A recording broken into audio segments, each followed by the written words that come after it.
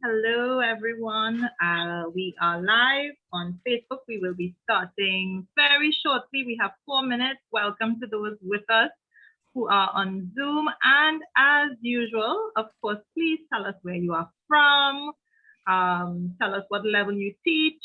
And we will get started promptly at 2 p.m. And of course, if you have friends who you think would not want to miss this exciting session on creating engaging, accessible, and interactive content with Thinglink, please remember to give them a ping and tell them to join us. They don't want to miss it, right? So we are starting promptly at 2. In the meantime, of course, please do tell us where you are from and welcome.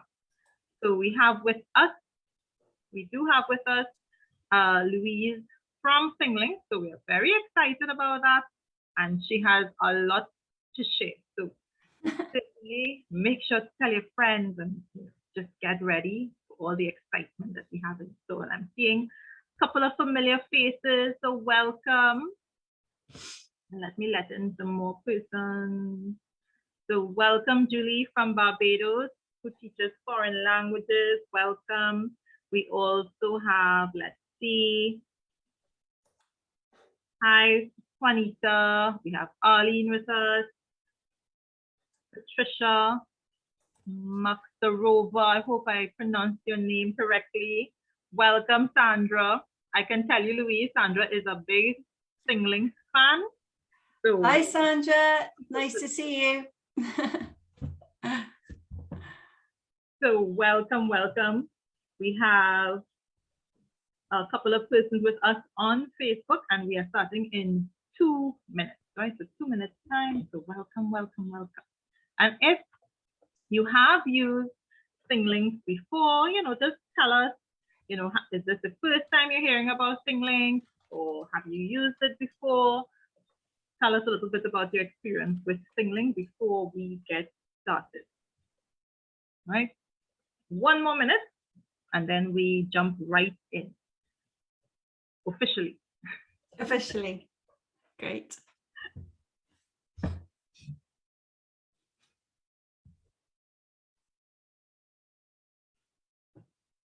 right, so I think we can start. So hello, everyone, and welcome to another session with 21st Century Educators. Today, we are very excited to have with us Louise. Now, it's close to evening time, almost nighttime for Louise, and she's here with us. Don't be fooled by the sunshine in the background. So Louise is going to tell us a little bit about where she is at the moment. And Louise is going to be talking to us about how to create engaging, accessible, and interactive content through Thinglink. And we do have a couple of surprises for some of you that we will reveal at the end of the session. So without further ado, I'm going to hand over to Louise. And I'm very excited about this session. So Louise, take it away. Thank you, Leanne. It's lovely to be here. Thank you so much for inviting me to Trinidad and Tobago, all the way from Scotland, which is where I am.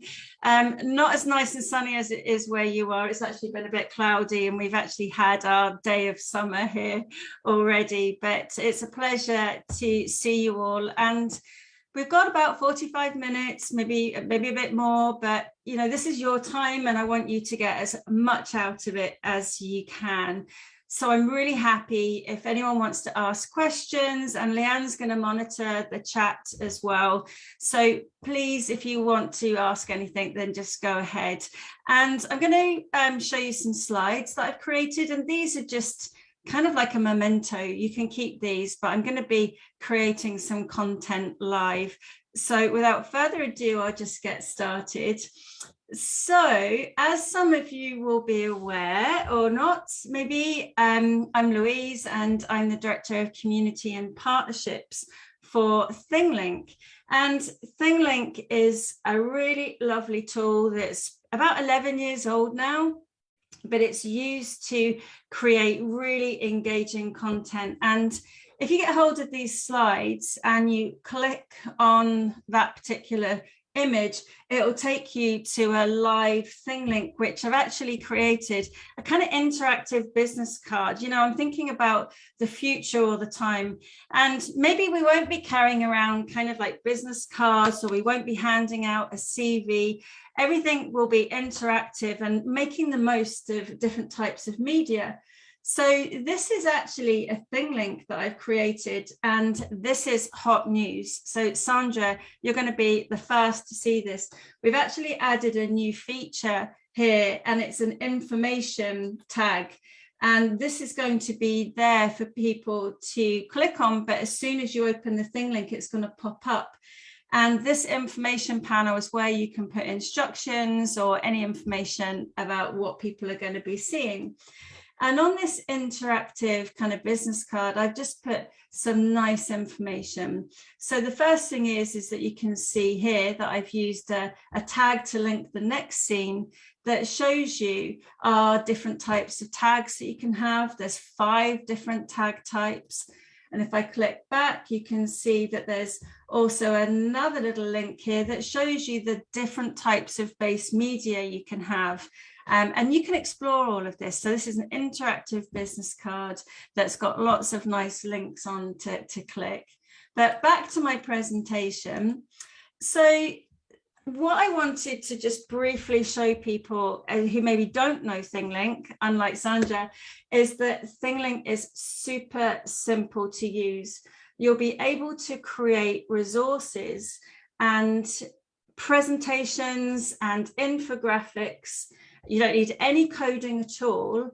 And you can make those images or 360 images interactive, and you don't need any big skills. You can use your phone to take 360 images, for example. And when you've taken those and you've added your hotspots, you can share them with all your students.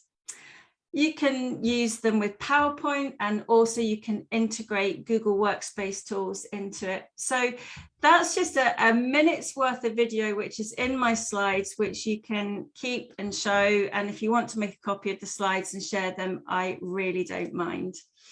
So Thinglink, as I mentioned, is a Microsoft partner. We're also integrate with Google. We're a Google partner. We're also a partner with Canva.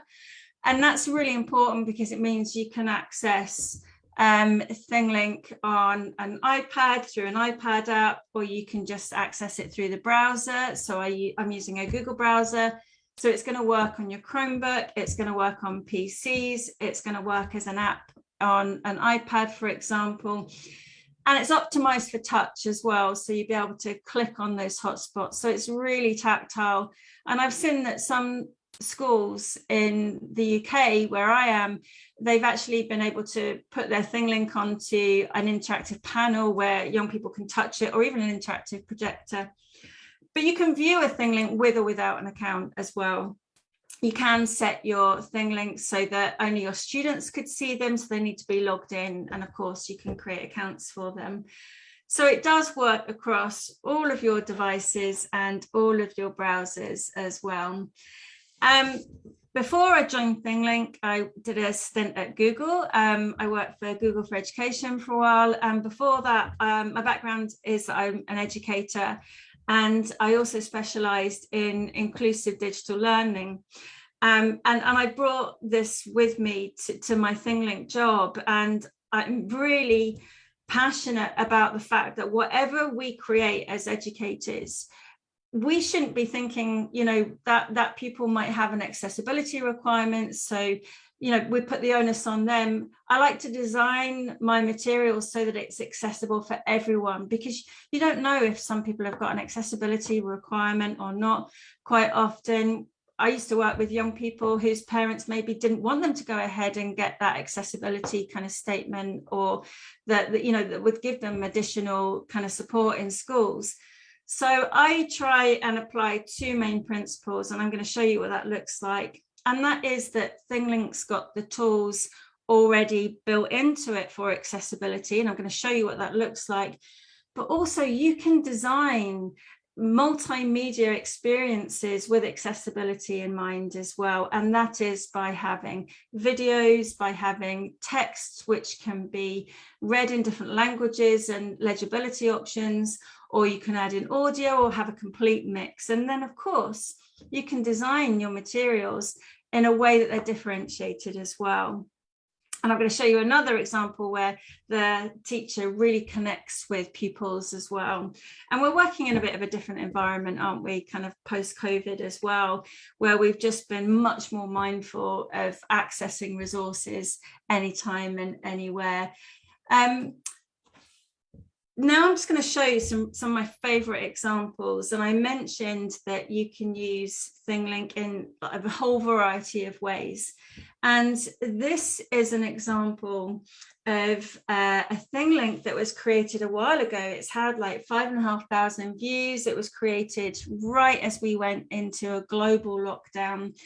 And what Laurie was telling me, this is Laurie who is in Texas, is that pupils were getting sent home with lots and lots of different types of tasks, and lots of kind of different teachers were sending things home, and parents were just feeling a bit overwhelmed. So Laurie created a choice board, which is what you can see in Thinglink, and she wanted all the links, all the information in one place.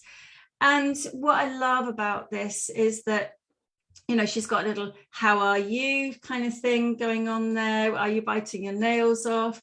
Teachers were also putting in their greetings. And if I just click on the greeting from Mrs. Williams. Hi, I hope you all are doing well.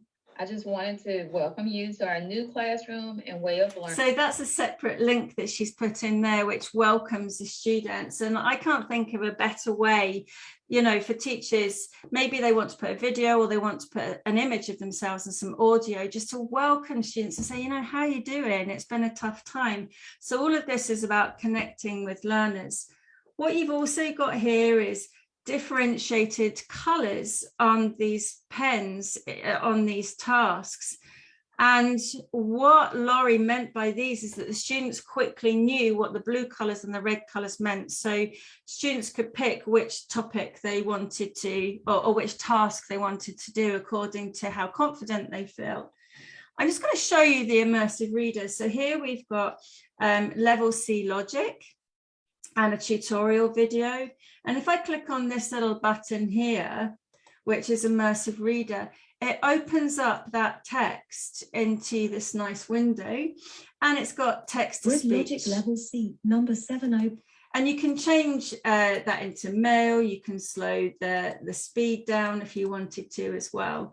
So you've got settings on that, but this is the really clever thing, is that you can turn on reading preferences. So you could have a picture dictionary that's built in there. So students could use the picture dictionary just to give them prompts. Or if that student had English as an additional language and their native language is French, they can translate all of that into French, for example, and you've also got text to speech built in there. So that's what I mean by kind of baked in. You've got Immersive Reader that's built into all of these tags. So what you've actually got is that accessibility tool that's built in there. So that's just one example that's 2 years old, and this background was designed in Canva. And what's great about this is that if Laurie was logged in and she just wanted to switch out the background, she could make a clone of it, she could change it, the link would stay the same, so students always had the latest version that they were looking at. So that was just a really nice example that I just wanted to show you, and you can click on it yourselves and have a look at it as well. So my next favorite example is for little learners, and this is Amanda Pickard, who's a good friend of mine. She's a teacher in Scotland, and she works with the very young students, and she was going into a period of lockdown as well, and she still wanted to carry on the topic of helping them to build sentences. And this background, and I can send you a link to be able to create some of these backgrounds. And then she actually put in My mom says you're a little video instead of an image into that tag. So you probably can't understand it because it's a Scottish speaking dog, but she's actually just used an app to give her dog it's a Talking Pets app, and she's uploaded the video. So you can actually put a video into this tag as well. And you've also got stop and play buttons within that video tag. You can enlarge it or mute it. So that was just a really nice example where the students were getting so fed up of working from home that she wanted to engage them. She wanted to sort of capture their real kind of attention there, and she was able to do that. And it's not just a gimmick, you know, the parents absolutely love this, and Amanda found it really easy to create as well. So going back to my presentation, I'm going to show you a couple more really good examples, but I've also written a blog post about 5 strategies that I found really sit well in terms of pedagogical approaches for using interactive media. And if you click on the links when you get the slides, there's links to each of these with actual examples.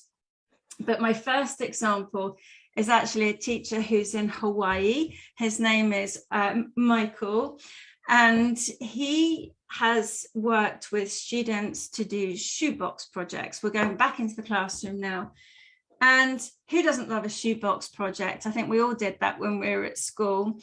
And the students made their shoeboxes, and then they also put in a little example of how they created their shoebox, and they used a 360 camera to take a picture of the inside of their shoebox. And Michael said that this really elevated that learning experience, and you'll all know that some of the most rewarding moments that you have in education is when you see those pennies dropping and students really getting it, and it's that memorable experience. And Michael said that they used to make shoeboxes all the time, but having that little bit of, you know, kind of going that stage further with technology to actually take a 360 image and then be able to put in these little hotspots. And Michael put some questions in there as well.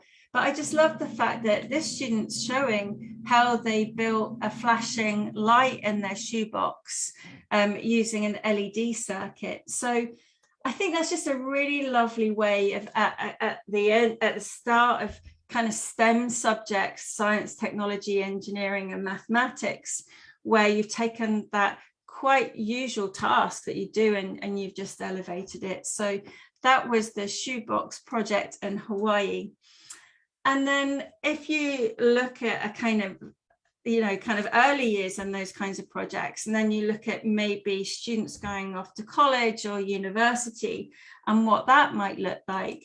This is actually a student's work from Quebec, and they've taken that shoebox project to a whole new level. So this is actually a diorama of the student's favorite artist, which is Frida Kahlo. So they built this diorama, and then they've taken a 360 image in the diorama and they've put in their research. So that's the student talking about why they like Frida Kahlo. And I've got famous artists galore from this particular project, which is a showpiece project that students did before they went up to college. So I just think that's great because, you know, when you're thinking about designers and architects and, you know, people, students going off into the world with these digital skills because they've been able to present their work like this, but also how creative they've been and how they'll remember these experiences and find something that really resonates with them that they want to have a passion about. So you can tell I just love this. I could talk about it all day. So again, you can click on the links and explore these examples. So project-based learning, gamification, we've seen escape rooms and all kinds of great examples. Community engagement, I've seen posters which have been stuck on the outside of a school about the school rules or the school values, and parents maybe who don't have English as an additional language, who maybe don't go into the school grounds, weren't able to see these. So I've seen the school values made as an image, with a camera, then put onto Thinglink, and children's voices embedded into it. And in Scotland, we have an inspection system where the school gets a report, and it's like a kind of sketch note type graphic. And I find them really visually kind of cluttered. And if I want to hear what a school's like, I want to hear the students' voices. What do they think of their school? And I think that's really important. So this is a way of being able to engage the school community as well. I've mentioned accessibility. I've also got examples of virtual experiments where the experiment's shown as a video, and you can stop the video and then add in those points as well. So I shall move on. So on this slide, I've put some other really nice examples where students have used Thinglink to create visual CVs or even profiles of their work. And I've got an example here from a young Scottish student called Hamish, and this is Hamish's Thinglink, and he's put a bit about himself, how he loves Nordic skiing, his facts, and he actually sent the link to this particular Thinglink off to a squad where he was applying to join the Nordic ski team, and he was accepted. So they thought that this was a great way for him to present himself. So if I just click on... My name is Hamish and I ski. You can't hear it all, but... on the Nordic Ski Club. Here's a bit about me. So he's built that himself. So I think that shows ingenuity and his digital literacy skills. You know, gone are the days where you'll just send a CV off. Why wouldn't you have a CV where you know, if you wanted to demonstrate your language speaking skills, why wouldn't you do that? At least it shows your employers you're not just putting it down for the sake of it, like many people do. So just another nice example there.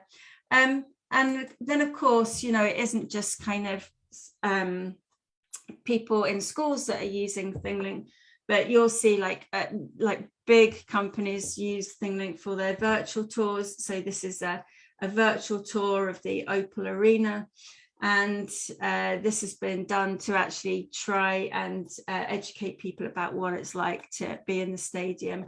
So, you know, in a day and an age where it's really difficult to get to places because, you know, whether it's finances are going to visit places abroad, or even, you know, going into local workplaces because of restrictions, what better way than to try and use tools like this to enable people to have an explore. And I'm not saying this is instead of, it's as well as, and actually, you know, there are young people who might be inspired by the stadium to go and visit or to expand their football career.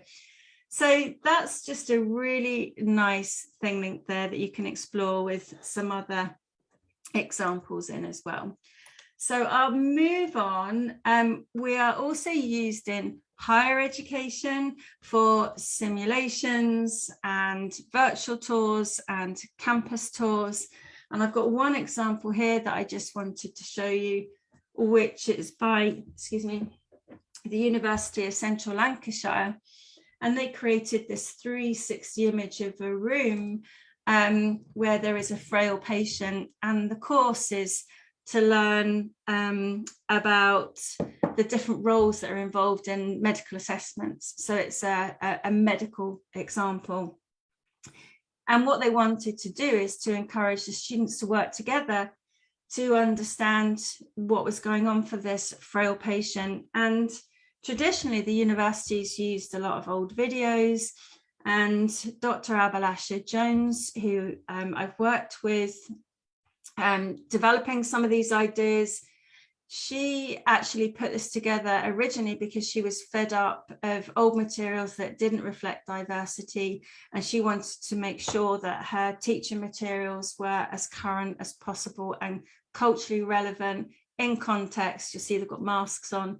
And she found that for her adult learners, this was so much more engaging than just sending out PDFs or videos. And in this example, here you've got a fictitious patient, Florence, and there's lots of clues in there, but you can click on the telephone and there's actually the audio and transcript of the telephone call there as well. And there's all these little clues. So, you know, these are used for those really engaging kind of activities that can be done. So I think what I'm going to do now is, because I know I could just talk all day and we could carry on with me giving you lots of examples, but I'm just going to talk a little bit about how you create a Thinglink. And thanks, Arlene, you're a librarian in higher ed. Great to see you. Thanks for making that comment. But if I go back to actually how to create a Thinglink, there are 5 different types of base media. So you can upload an image to Thinglink and add tags.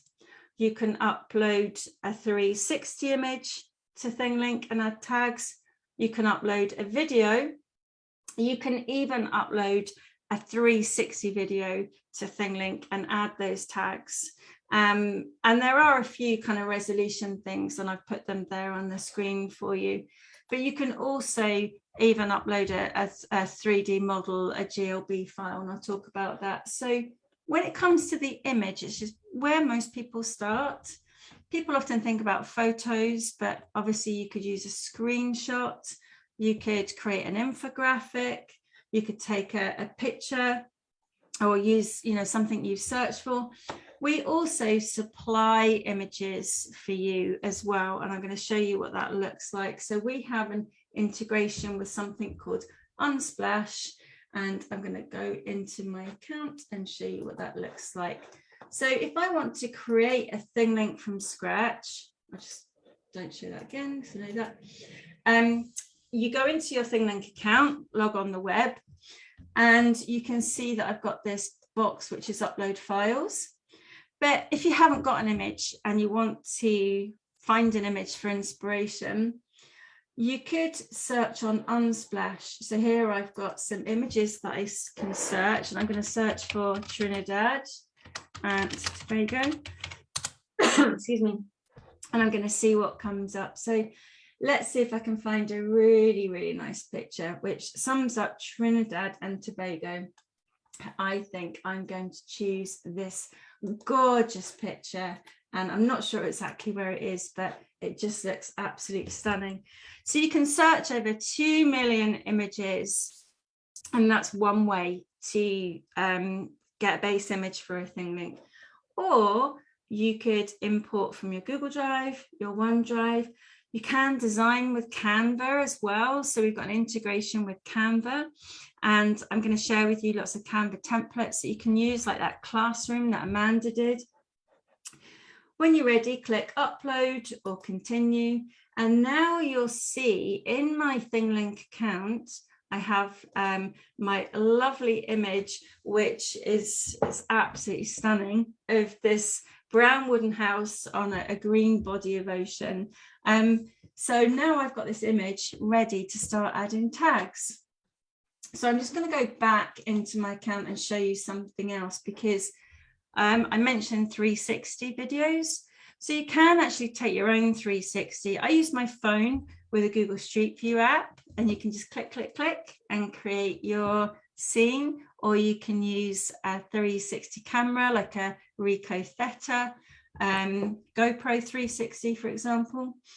But we also have our own 360 library, and you're very welcome to use any of these images, and they are copyright free exclusively for Thinglink users and customers. So here you'll be able to search into, let's pick something typically Finnish, which is where Thinglink originated. And here we have a 360 of the Northern Lights. And if you wanted to use that image, you could select clone, and that image is yours. So we'll often take requests if you want to see any 360 images in there. We've typically tried to go for content which is not just kind of the usual ones, things like work environments, And here we've got a COVID testing lab that was really popular to educate people about what it was like and what happens to your COVID test. So things like that are there for you to use free of charge, as all of the Unsplash images there as well. So that's just to show you how easy it is to create your Thinglink. So I'm going to go back to my presentation, and I'm just going to show you something that I've added to this, which is a Canva template shortcuts. And when you click on this, it will take you to Canva, and you can see that there's a section here for Thinglink backgrounds. So there's all of those kinds of classrooms. And if you wanted to use any of these as a background, there's also that weekly calendar like you saw with Laurie. A lot of these have been designed on the examples that we've shown Canva. But yeah, there's some really nice examples there for you to play around with. So I think that's another really nice place to get started as well. So I've mentioned the 360 images, but don't be afraid to have a go at taking your own. And it just is so nice when we see school tours that have been done where they've actually created a whole virtual tour for students that are going to that school, so they can see exactly what their classroom's like before they get there, which is just fantastic. With videos and 360 videos, you're able to add in hotspots. This is just a clip I've put on to show you how great this is. That's a 360 video of what it's like to work in a busy stables. And this was for a stable management course at a college.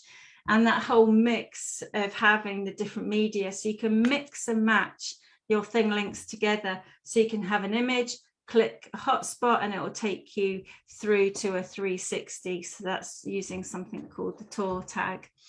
And that's where I'm going to now go back and show you what you can do with your Thinglink. So I'm just going to come out of that and go back into my Thinglink account. And I'm going to open up that lovely image of Trinidad and Tobago. And I'm going to show you how to start adding some tags. I'm also just going to say to Leanne, are there any questions so far? Is there anything you want me to answer? No questions so far, just lots of love coming your way. Amazing. Lots of love going back the way too. Yeah, somebody from the airport, Minneapolis airport. So here we've got this fantastic image, and I would love to be there with you, trust me. And I'm going to click this edit button. So when I click on the edit button, it brings up the Thinglink editor. So I'm going to firstly show you that text and media tag, which is really cool. So I can place a tag anywhere. I'm going to show you that again. So I'm just going to click on the blue add tag, and I can put this tag anywhere. Don't forget, you can move this around afterwards. It's nothing set in a tablet of stone. Everything is editable. And I'm going to add a text and media tag. So I can add a title. So we know this is Trinidad and Tobago. There we go. Oh, spelled that wrong. I'm not very good at typing.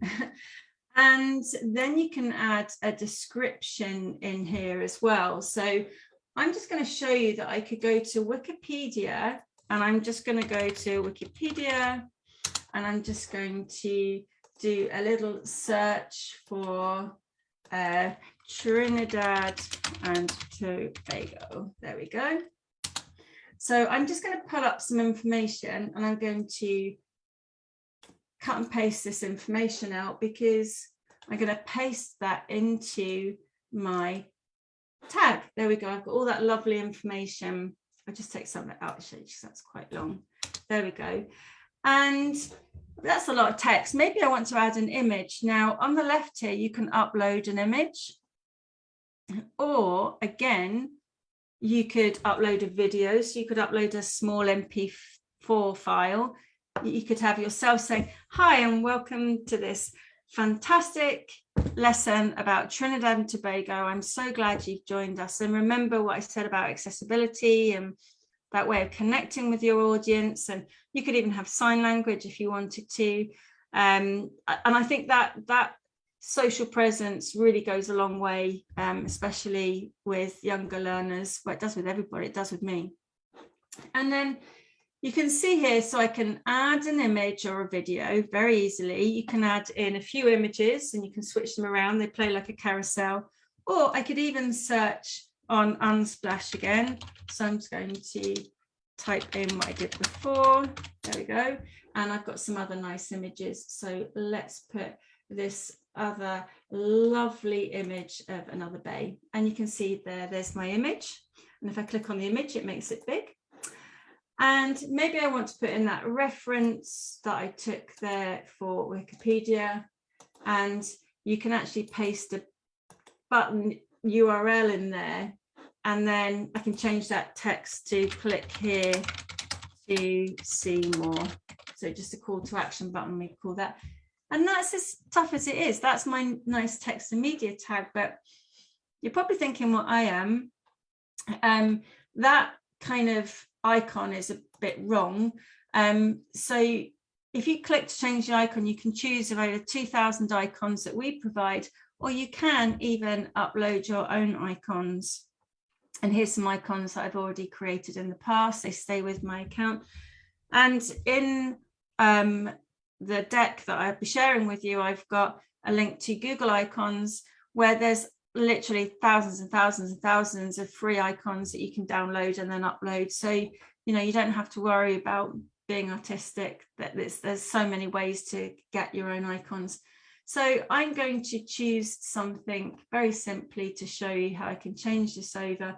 I'm going to put a nice eye for information. I'm going to make that a nice orange eye. And actually that layout is a bit boring as well. So look, I can change the layout and make this a bit more visually attractive as well. There we go. Now that box is quite small, isn't it? So wouldn't it be great if I could make that box big? And yes, you can. I'm going to choose a large pop-up window. And actually I want to change that color scheme because that blue button was a bit out of keeping. We'll choose that nice sea green color. There we go, and done. You think this is planned, but honestly, I'm making it up as I go along. And click done, and there we have it. I have a lovely text and media tag. I've got the Immersive Reader, and that's all built in. But what other tags can you add? So I'm going to click edit again. I might move that tag over there. And I'm going to add another tag, and this time I'm going to add a plain text label. And this is literally, it is what it says, plain text. So I'll just take an image. I'll say created by Louise. Sometimes that's helpful. You know, you just need to have an option to put a plain text label in. But the great thing about this is that with any of those tags, the text and media tag or the text label, is that you can anchor. So we'll just pretend that that's me there. It's obviously not, but yeah, if you can use that anchor, and that's really helpful for like pictures where you've got really intricate parts. I'm going to click done again. So now you can see I've got my text and media tag. I've got a plain text label, and I've just put an anchor in there to show you. So what else can you add? Well, you can actually add content from a website. And when I mean content from a website, I mean you can embed other tools. So we talked about the integration with Google. So you could add in a Google form, a Google Doc, a Google slide presentation. And I'm going to show you how to do that right now. So I've got my lovely slide deck. And if I go File, Publish to the Web, I can get an embed code. And I'll click Publish. Okay, there's my embed code, which I'll copy. Back in my Thinglink, I'm going to add content from a website, paste that URL in, and there we have my slides embedded. So this is a great way of having all of the assets or resources in one place for students, which is why it's great for projects and stuff. So if I didn't want to have those slides embed there and I just wanted to have a plain kind of web link, for example, I could take that web link again, and back in my Thinglink, I could paste that in, and I've just got a real live website, and that's going to work there. Google Maps embed really beautifully as well. I'll just show you that really quickly. If I go over to maps.google.com and I search for Trinidad and Tobago, There we go. Here we've got you. It's amazing.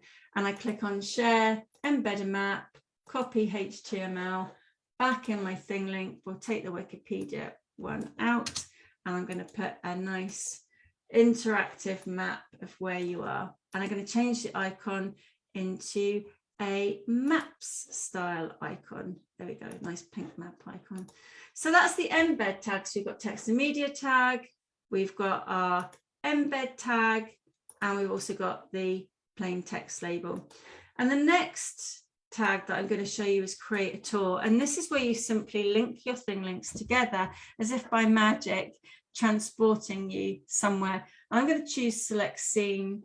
And this is where I could choose, say, another 360. Here I've got a, let's find a nice 360 of, let's find one. Here I've got an untitled design. I was actually helping someone on Facebook. If you go to Thinglink Facebook group, Thinglink Education, someone wanted some help to create a 360 image, and I did that for them. And I'm just going to show you how it links together. So I've got the text here, so you can add in some additional text, which helps. I'm just going to put office theme.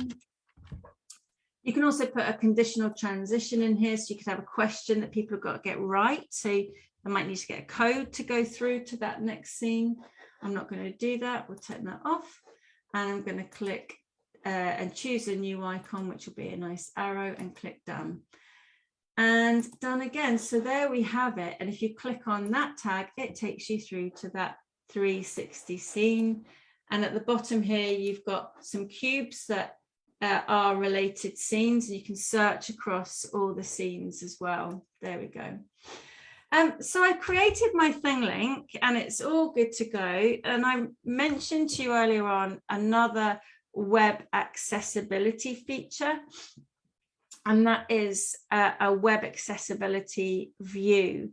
And what this does is it turns your Thinglink into a web page that anyone can then use with screen reader tools, accessibility tools, and change any of the parts of it. And I'm going to show you how to do that.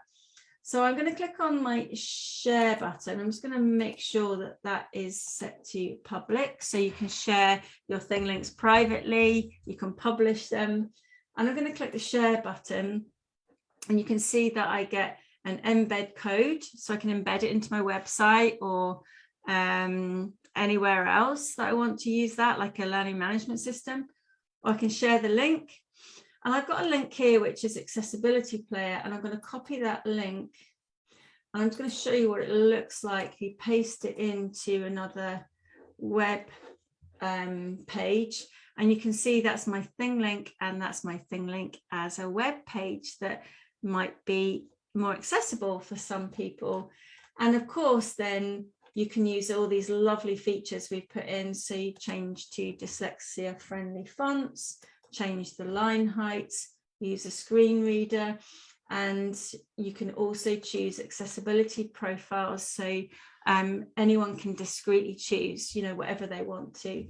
So what I like to do is, and I think this is really nice, is I take that accessibility link, and then back in my Thinglink, I might put an edit. Actually, I could use the new info panel, click settings, and you've got this new information panel, and I could actually paste the link in there and say accessibility link. Or you could put the link in, there we go. I just make that active. There we go. And that's how easy it is. You should now have an accessibility link. I've done that wrong. I haven't pasted the link in right. I shall correct that. So that goes in there. There we go. Click done. Done again, and information, there we go, and that takes you to it. So I guess what I'm trying to say is that you can design your Thinglink. It's super simple. You can share your Thinglink by embedding it, or you can share it by the link as well and you've also got this accessible version as well. And you can see you've got all the options there. So I think I'm going to stop in a second and just see if there's any other questions. Lots of other settings there. You saw I could change the color scheme. You can upload audio. Lots of different options there as well. I'm going to click done and just show you again. Click the share button. You can share it by link, publish it to Google Classroom or Teams, for example. You can even embed into a PowerPoint. And yeah, that's as simple as it is. I just built a Thinglink from scratch off the top of my head. It's super simple to use. So Leanne, is there any questions so far? Am I going too quickly, or is that okay? I think people are very excited, but we do have a question from Irina, who is viewing from Ukraine. And hi, how are you doing? She would like to know how, she's thinking about how she can use it in her English lesson. Oh, brilliant. Yeah, I mean, so first of all, researching and being able to bring, different studies of different books or different authors onto one page and having links to text or any of those kinds of uses. But I've seen the most wonderful uses in English when someone's created a virtual bookshelf and they've collaborated with students. And don't forget, you can app smash as well. So you could have, lots of people use Book Creator. So why not have a Thinglink, which is a bookshelf, or even like if for Arlene, where you can click on the links and it takes you to the embedded book, like the Book Creator. There's lots of ways in which you can do this, but there's some really, really nice ones that have been done for little learners in Scotland by Education Scotland, where they've got loads of different ideas to understand different types of text. And of course, literacy isn't just about reading. So there's lots of different ways that you can use it, using multimodal ways to engage with information. So how about some text where you can hear it, you can see it and ask questions with an embedded form, something like that. That's just off the top of my head. Is that helpful? Yes. And one more question. How well does Thinglink embed into like a website? Would it be? Yeah, super simple. So I'm just going to take that, I'll show you, just click off that, and I click on the share button, and I've got this embed code. So I'm going to copy that embed code.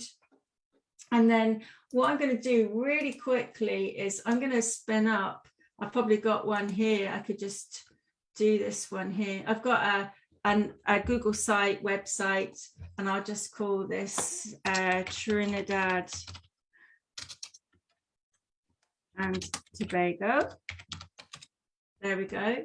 And I'm going to click on the embed. I've got an embed code. I'm going to paste in my embed code, click next, insert, and there we have my Thinglink embedded into the website. I just click off that bit and I'll hit publish. Give it a name, test for TT, publish. There we go. So I've got a website now. If I go to preview, I've got my Trinidad and Tobago website. I can see what it looks like on a mobile phone. That's not rendered. And there we go, on a tablet. On a mobile phone, it will render to the size of the screen. And the other thing that I should have mentioned is that when it's on a mobile screen, the icons will resize so they don't overlap. That's a pretty new feature. And now we've got the large screen as well. So it does embed and it works beautifully in that website as well. I'm quite impressed. I just spun that up in like 2 seconds. Lovely. We have a question from Mohammed, who is viewing from Tunisia. From where, sorry? Tunisia. Welcome. Lovely to see so many people here. He would like to know, what are the first steps of starting to use Thinglink? How do you get? Yeah, sure. So the easiest thing is to go to thinglink.com and sign up for a free teacher account. When you sign up for your first account, sign up for, it's going to take me to my page actually because I'm already logged in, but go to thinglink.com and sign up for a free teacher account, which will get you started. You have to put in some details first of all. So a free account is a free trial. It gives you lots of aspects that you can do. You get limited views. You get about 1,000 views, and that counts as page loads, as it were, if it was embedded. But it's enough to get going. And when you log into your free account for the first time, you'll see something similar to this. It'll probably be a bit empty. There's a few helpful videos with me as well.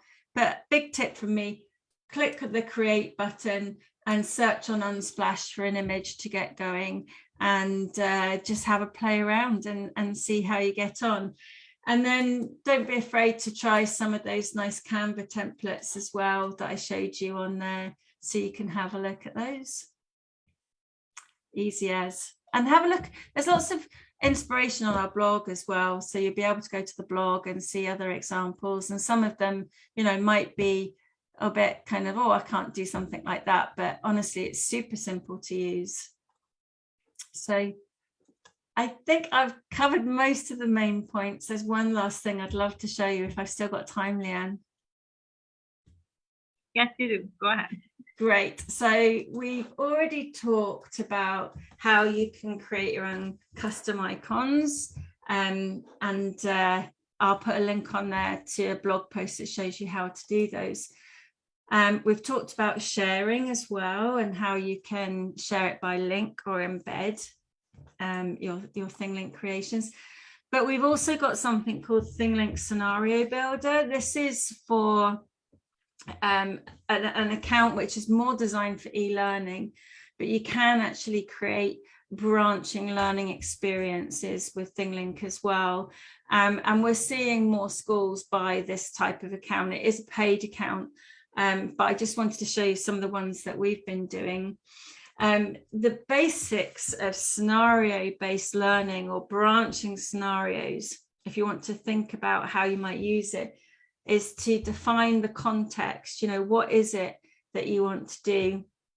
So for example, the context might be learning about health and safety, or what to do in a fire situation. And then you present the challenge. So, you know, what would you do if this room was on fire? Would you get out? Would you dial 999, or would you phone a friend?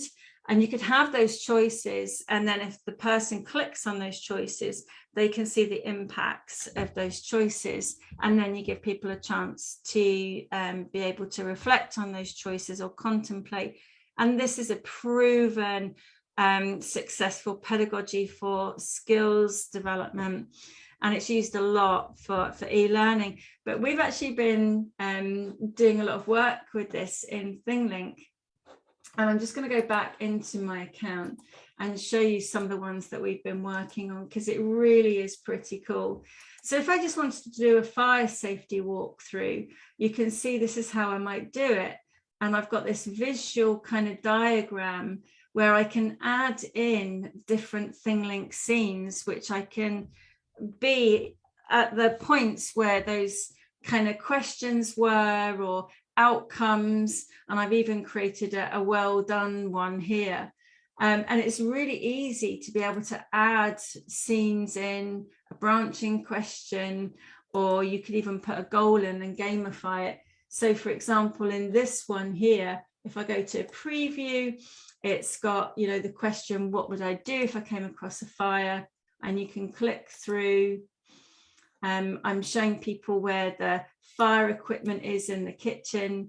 I've got a 3D model here that I've used with Thinglink so people can explore the fire extinguisher, and click proceed. And then I've got my questions. What would they do if they came across the grease fire? And obviously we know not to throw water on it. And this is a Thinglink that I created with a video that shows you what happens when you throw water onto a grease fire. It all spreads, and we know that that's not the right thing to do. Click proceed, which jumps them back to the questions and now out of hand. So you would use a fire blanket. And you could also add in points. You can make it really interactive with music and sounds, those kinds of things, and just an explainer about why it was the best choice. Do you now know which method to use in the kitchen? I could say, no, this will be recorded on your HR record. Try again. Yes, I do. Now that's an example that might be used in a staff room to show people rather than just a poster on the wall. And of course, you know, these scenarios could be embedded. But I've been working on one which is to help young people learn about the Middle Ages. And with this one, what we've decided to do is we've actually created all those scenes. And then when you preview it, we've got how you could pick a role and then explore that branch as if you were someone in the Middle Ages. So here you can choose between the monk, the peasant, the king, and the innkeeper, and you would learn what it was like to live in the Middle Ages in those roles. And then you choose which character you want to be. And for example, if I was the innkeeper, I'm going to see life through the eyes of Mary, the innkeeper. And then I've got a 360 experience of what it's like to have been in the Middle Ages. And I just can't think of a really, you know, kind of engaging way to learn about things which can be quite, you know, boring subjects to learn if you haven't got an interest in medieval times. But, you know, these are tools that are super simple. Teachers can have them, you know, in their suite of tools to create engaging content, share with their colleagues, collaborate. You can collaborate on a Thinglink with your colleagues in a folder that only you can see, and then you can share it with students. And I've only got a few minutes left, so I'm going to stop there and I'm going to see if there's any more questions before we start wrapping it up. So I'm going to open up the floor to anybody. Okay. I think there's just lots of excitement. People are very excited to find out. So I will open the floor. If you have a question, feel free to post it on the Facebook chat or in Zoom. But just to let you know, thank you very much, Louise. I think you literally had a global audience with you today. All over. From Trinidad and Tobago, from Barbados, Tunisia, from Minneapolis in the airport. So, I mean, it was a fantastic presentation. I'm very excited. So I don't know if anybody has any questions. I think you did a fantastic job. Thank you. Very clear. And while we're waiting, if anybody would like to ask questions or comment, you can feel free to go ahead and do so. So Louise, I think we can tell them 10 persons who are viewing here today will have the opportunity, and I'm going to let Louise tell us what they are going to have the opportunity. Yeah, so we have a professional teacher license, which is $35 a year, and I'm really happy to give you 10 free upgrades. So I think you'll have to choose 10 people at random if you've got a feedback form, but I'm really happy to supply those to someone that needs them. Very happy to do that. And with the $35 account, you can add students in and work with up to 60 students. So you give your students accounts, and also you get a higher amount of views. I've also just put this on the screen as well. We have got our own Thinglink certified creator course where you get a 3D digital badge. It's super simple, 10 modules, and this is free. Anyone can go and do this now. It's 10 modules, all self-paced, really kind of micro learning. It's not high stakes at all. It's low stakes. There's no exam because we don't want anyone to fail. We just want people to really get those concepts of accessibility by design and by default, and we would love to see what you create. So Juanita said, thank you very much for this wealth of information that you have shared with us. You know, people are saying amazing. Thank you so much for the information. They're thinking about how they can use it. So Louise, I mean, I think this was fantastic. I certainly learned a whole lot more about Thinglink, and I'm also very excited about jumping in a lot more in terms of using Thinglink. And I think we will probably see you again at some point in time where you do a deeper dive. I just want to come and visit in person now. Who knows? Welcome. I'm there. I'm coming. I want to come and see some schools there as well. You know what? Invitation. You have our invitation, Louise. Come and visit. And of course, I want to visit Scotland too. Oh, welcome. Yeah, come and see Scotland. Just to give people some context, I'm not that far from Loch Ness, actually. Everyone thinks about Scotland and Loch Ness monsters, and Loch Ness is about an hour's drive that way. So Solange is saying thank you. Explanations were very clear. I completely agree. Sandra is recommending asking, can you suggest a great 360-degree camera? She said, I need to get one now. Yeah, I mean, they're really easy to use. I've got a Ricoh Theta, and it's like click and point, and they are super simple to use. But there's you can use a Google Street View app, but a lot of iPhones have got it built in now. This is a Google phone rather than an iPhone, but it's got that 360 capability built in. But hey, we all start somewhere, and I started with my phone and then bought, I think it was probably works out about 300 TTD for one of the Ricoh Thetas. I hope you're impressed with that, Leanne. Yes, so you're learning quickly, Louise. Wonderful. We're already embracing you. You're coming to the Caribbean too. So, I mean, that is it. We are thankful again to have Louise present such. She did a fantastic presentation on Thinglink, very, very clear. I think if you've never seen Thinglink before, you now have a very good idea of what it can do, and we are very thankful, Louise. And again, I think we will definitely be having more of these sessions in the future. And to 21st Century Educators, our global audience, thank you again very much for being here with us today, whether it was via Zoom or on Facebook. And look forward to, we have a little excitement coming up in August, something to rest and relax, right? So look forward to that. And if you are not part of our email listing, make sure to send us an email. I'm going to put the email in the chat, but it is admin@21stcenturyeducators.net. Okay, so if you are not a member of the email listing, please send us an email and we will add you. And Louise, I don't know if you wanted to share some of your information in case they wanted to get into contact. So I'll send out the link to these Google Slides, and I'm happy if you want to make a copy or share them. They're yours. I'll send them to you, Leanne, and then you can send them out to everybody. That's probably the best thing to do. And if anyone wants to get in touch with me, I'm at Scotland Louise on Twitter, or join our Facebook group. Leanne, you've already put it in the chat there. It's just Thinglink Education on Facebook. So that's it. So everyone, enjoy the rest of your afternoon or evening or night as we leave another wonderful session. So everyone, bye. Thanks, Leanne. Thanks, everyone. Take care. Have a great summer.